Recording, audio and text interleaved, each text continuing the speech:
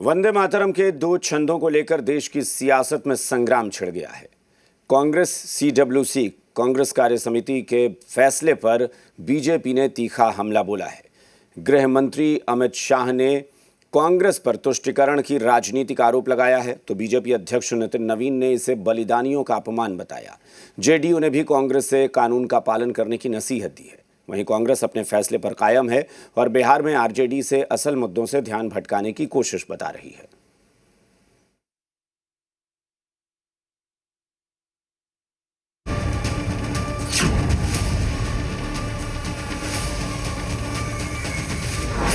National anthem Jana Gana मन होगा और नेशनल सॉन्ग वंदे मातरम होगा।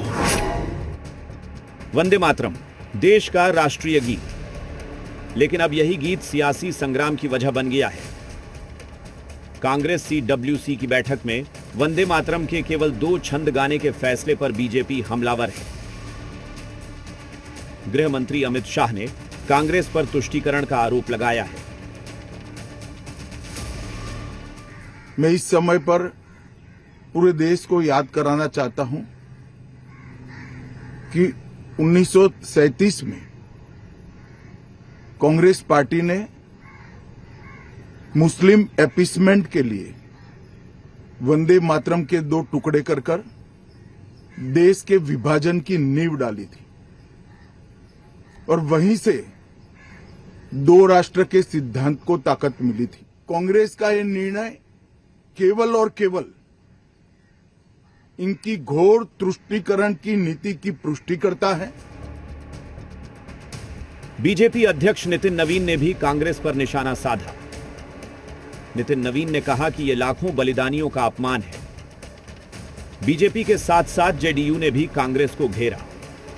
जेडीयू के कार्यकारी अध्यक्ष संजय झा ने कहा कि जब कानून बन चुका है तो कांग्रेस को उसका पालन करना चाहिए। देखिए, जो संविधान के मानने वाले लोग हैं, अगर पार्लियामेंट ने पास किया है सारी चीजें, वो तो बिल्कुल इसको मानना चाहिए सबको। आप उसके ऊपर तो नहीं है। अगर कोई कानून है तो सबको तो कानून के दायरे में ही रहना चाहिए। लेकिन कांग्रेस अपने फैसले से पीछे हटने को तैयार नहीं है। कांग्रेस का तर्क है कि महात्मा गांधी और नेताजी सुभाष चंद्र बोस भी वंदे मातरम के शुरुआती 2 छंद ही गाते थे। ये जो आप आज की बात कर रहे हैं, आज की बात नहीं है। महात्मा गांधी, सुभाष चंद्र बोस, ये लोग भी यही करते थे। उस समय से 2 ही छंद गाया जा रहा है कांग्रेस में, कांग्रेस के अंदर और देश में।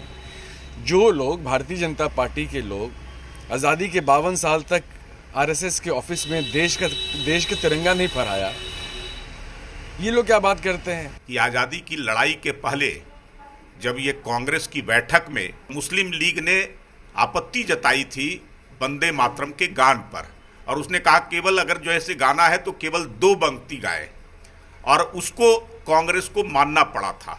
मजबूरी, बस जो है मैं कह सकता हूं कि मजबूरी में भी। लेकिन आज उसी परंपरा को आगे बढ़ाने का काम कांग्रेस की सीडब्ल्यूसी बैठक के निर्णय में लिया गया है। वंदे मातरम के बहाने बिहार की सियासत भी गर्मा गई है। आरजेडी का कहना है कि शिक्षा, रोजगार और बेरोजगारी जैसे असली मुद्दों से ध्यान भटकाने के लिए वंदे मातरम का मुद्दा उठाया जा रहा है।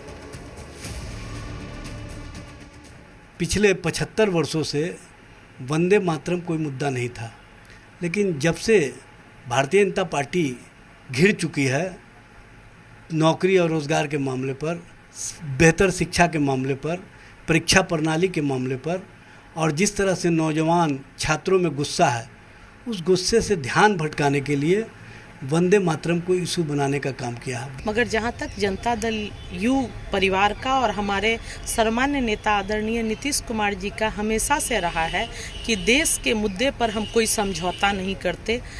सांप्रदायिक सौहार्द जैसे मुद्दे पर हम कभी कोई समझौता नहीं करते।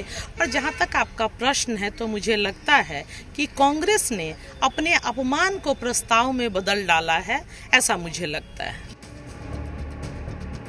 एक तरफ है 2 छंदों का वंदे मातरम और दूसरी तरफ है पूरा राष्ट्रीय गीत, जिसे गाने से कांग्रेस साफ साफ इनकार कर रही है।